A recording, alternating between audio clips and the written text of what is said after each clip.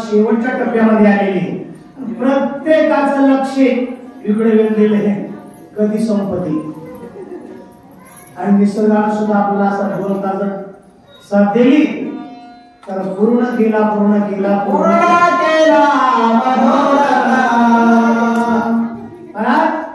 जर रामप्रभूला शरण गेल्याच्या नंतर प्रत्येकाला मुक्ती मिळणार आहे असं नाथाचं म्हणणं.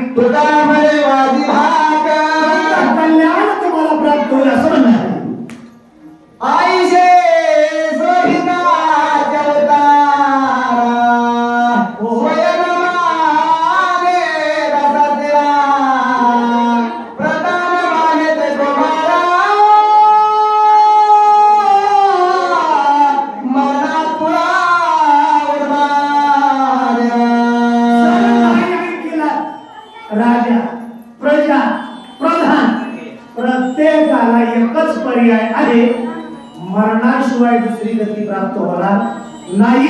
मरण चुकवायचा असेल तर मनोनी शरण जावे.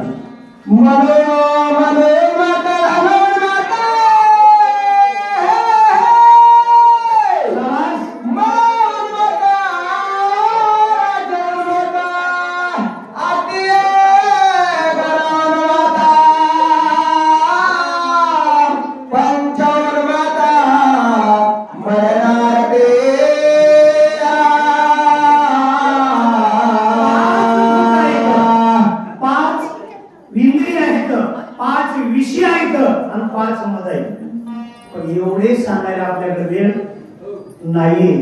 पहिला आहे ज्ञानाचा मल, दुसरा आहे धनाचा मल, तिसरा आहे ज्ञानीचा मल आणि पाचवा चौथा आहे महाराज विषयाचा मल. आणि पाचवा जे आहे त्या मदामध्ये अख्ख्या जगत गुंगलेलं आहे. कधीतरी योग लागला तर पाच विषयाचं, पाच भूताचं, पाच मदाचं सांगायचा प्रयत्न करू.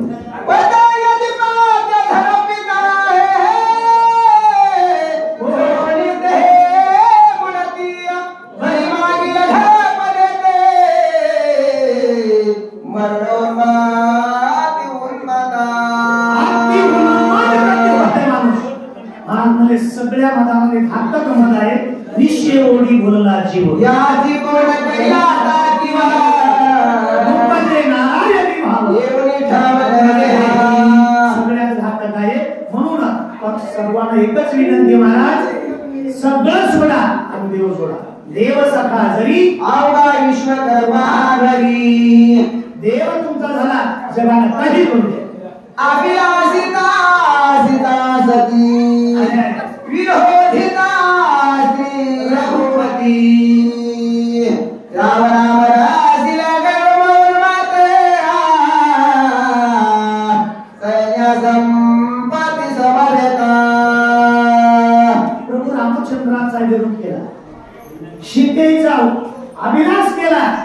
कोणी असो स्वतःचा रोग सांगणारे बाबा या प्रधानाचे या प्रजेचं ऐकून तुम्ही स्वतःच वाटोळ करून घेतलंय.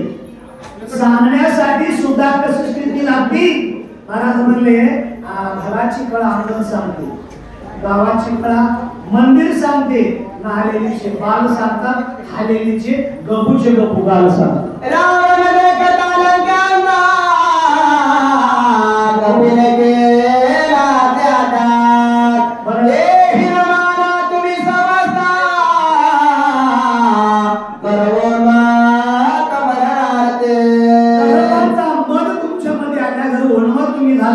तुम्हा सर्वांना सांगतो.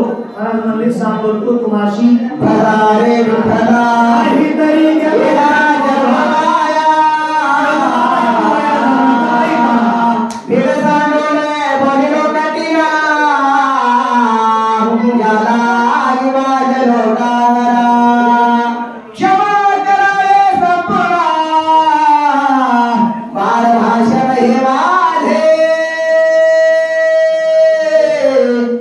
हे माझे रावणाचा राजाचा जरी मुलगा असत शेवटी काय बोलला. जर माझ्या बोलण्याबद्दल तुम्हाला काही वाईट वाटलं असेल, राग आला असेल, मी एक राजाचा मुलगा आहे, एक बाळ आहे आणि बालक बोबडा बोलत असताना त्याच्याबद्दल काही खंती मानू नका. तुम्हाला मोठा मोठा